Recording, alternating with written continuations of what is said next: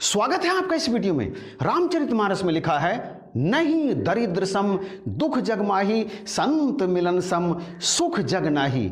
संसार में गरीब पैदा होना कोई पाप नहीं है, परंतु सारे जीवन गरीब बने रहना ये बहुत बड़ा पाप है।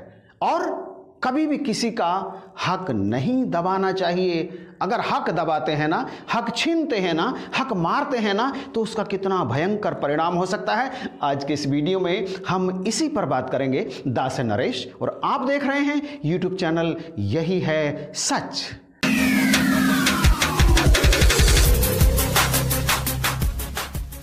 शास्त्र कहते हैं कि यदि आपका जन्म किसी निर्धन परिवार में हुआ है तो निश्चय जानिए पिछले किसी ना किसी मनुष्य जन्म में जरूर आपने किसी का हक मारा है।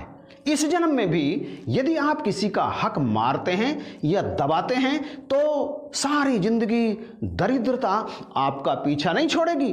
भले ही आप कर्म करके अपनी गरीबी को मिटा लें, आर्थिक रूप से आप सुदृढ़ हो जाएं, अमीर हो जाएं, परंतु दरिद्रता वो तो सारी जिंदगी आपको अपने जाल में फंसाए रखेगी। आप मन से कभी सुखी नहीं हो सकते, मन से आप सदा ही दरिद्र रहेंगे। दूसरे की इजाजत के बिना कभी भी उसके हिस्से का उपभोग मत करो, अन्यथा सारा परिवार सारी जिंदगी गरीबी में जीवन व्यतीत करने को विवश होगा। भगवान श्री कृष्ण और सुदामा की कहानी हमें बार बार यही बात सिखाने का प्रयास करती है कि कभी भी आप किसी का हक मत मारना। परंतु अफसोस यह हमारा दुर्भाग्य ही है कि हम ऐसी कहानियों से कभी भी कोई सीख लेने को तैयार ही नहीं होते, परिणाम हमें भुगतना पड़ता है। सुदामा के साथ भी तो यही हुआ था। उन्होंने भगवान के हिस्से के चने भी स्वयं ही खा लिए थे। जब दोनों को गुरु माता ने जंगल में लकड़ी लेने के लिए भेजा तो एक पोटली चने की देकर सुदामा से कहा, ये तुम दोनों के लिए हैं, जब भूख लगे ना तो दोनों मिलकर खा लेना। परंतु सुदामा ने ऐसा नहीं किया, वो भगवान के हिस्से के चने भी अकेले ही खा गए और परिणाम तो आपने देखा। उनका और उनके परिवार का एक बहुत लंबा समय, बरसों बरस तक वो पूरी तरह से मुफलिसी में जिए।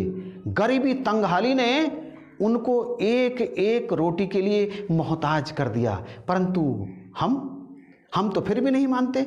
उनके साथ तो भगवान की कृपा लग गई, हो गई भगवान की कृपा उन पर। और इसके साथ भी एक कहानी जुड़ी है, ऐसी नहीं हुई। वो कहानी यहाँ दास आज आपके चरणों में रखेगा, तो आप ध्यान से इस वीडियो को आगे देखिएगा।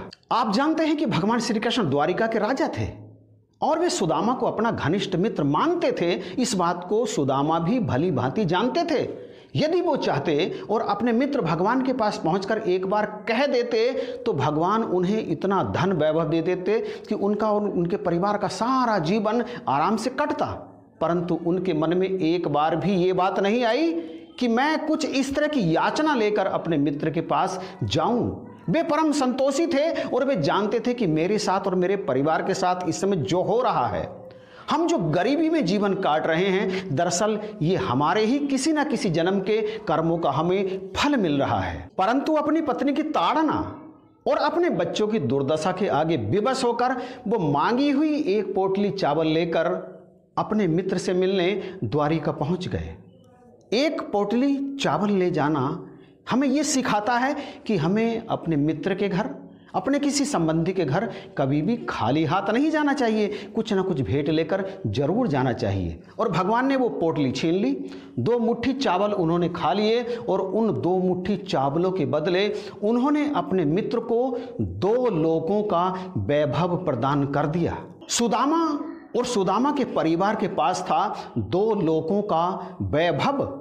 उनके पास ही नहीं बल्कि उन्होंने अपने पूरे गांव की काया ही बदल दी थी। और इससे पहले, अभी कुछ दिनों पहले, उनका पूरा परिवार बेहद गरीबी में गुजर बसर कर रहा था। वो गरीबी हक मारने के कारण उनके हिस्से में आई थी। और अब जो सुख उन्हें मिला था, इसके पीछे भी पुराणों में एक कहानी आती है। और वो कहानी ये आती है कि उन चनों को खाकर सुदामा ने भगवान को मिलने वाला शाप अपने ऊपर ले लिया था। दरअसल हुआ यूं था, एक गांव में रहने वाली एक ब्राह्मण स्त्री भगवान वासुदेव की बहुत बड़ी भक्त थी, परंतु थी बेचारी बहुत अधिक गरीब। इतनी गरीब थी कि उसके पास एक जून की रोटी कमाने के लिए भी न जमीन थी न जायदाद थी। वह भिक्षा मांग मांग कर अपने पेट का पालन करती थी और भगवान के भजन में लगी रहती थी। एक बार 5 दिन तक उसे भूखे पेट रहना पड़ा, कहीं से भी उसे भिक्षा भी नहीं मिली, और छठे दिन कहीं से उसे थोड़े से चने मिल गए। उन्हें उसने एक पोटली में समेटा और अपने घर आ गई। घर आकर के उसने सोचा कि सवेरे भगवान को भोग लगाकर मैं इन्हें ग्रहण करूंगी, और वो रात में उसने वो चने अपनी झोपड़ी में रख दिए और सो गई। उसी रात कहीं से कुछ चोर आए, उसकी झोपड़ी टटोली। ब्राह्मणी की नींद नहीं खुली, उन्हें वो पोटली चने की वहां रखी हुई दिखाई दी। चोरों ने वो पोटली उठाई और वहां से निकल गए।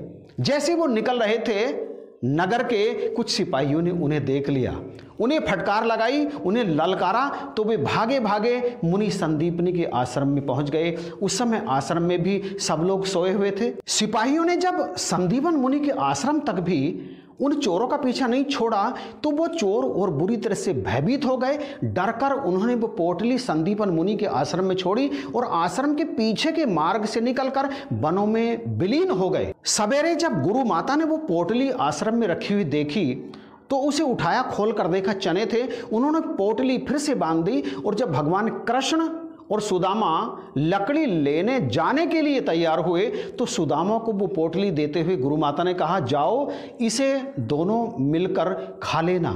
उधर जैसे ही वो ब्राह्मणी उठी, उठते ही उसका ध्यान सबसे पहले अपनी चनों की पोटली की तरफ गया। देखा पोटली अपने स्थान पर थे ही नहीं। उसे आभास हो गया कि मेरी पोटली किसी ने चुरा ली है। वो 6 दिन से व्याकुल थी, भूख से परेशान थी, और उस भूख से व्याकुल होकर उसने शाप दिया कि मेरे चनों की पोटली में से जो भी चने खाएगा वो मेरी तरह दरिद्र हो जाएगा। इधर जैसे ही गुरु माता ने सुदामा के हाथ में वो चने की पोटली दी, पोटली हाथ में आते ही सुदामा को एहसास हो गया उस गरीब ब्राह्मणी के शाप का। श्री कृष्ण और सुदामा की स्थिति में बहुत बड़ा अंतर था। श्री कृष्ण हर तरह से अपनी मित्रता को निभा सकते थे, परंतु ये काम सुदामा के बस का नहीं था। वो तो गरीब विप्र था पहले से ही। उसे उस शाप का एहसास होते ही ये लगा कि शायद मुझे परमात्मा ने ये मौका दिया है कि मैं इन चनों से अपनी मित्रता को निभा सकूं।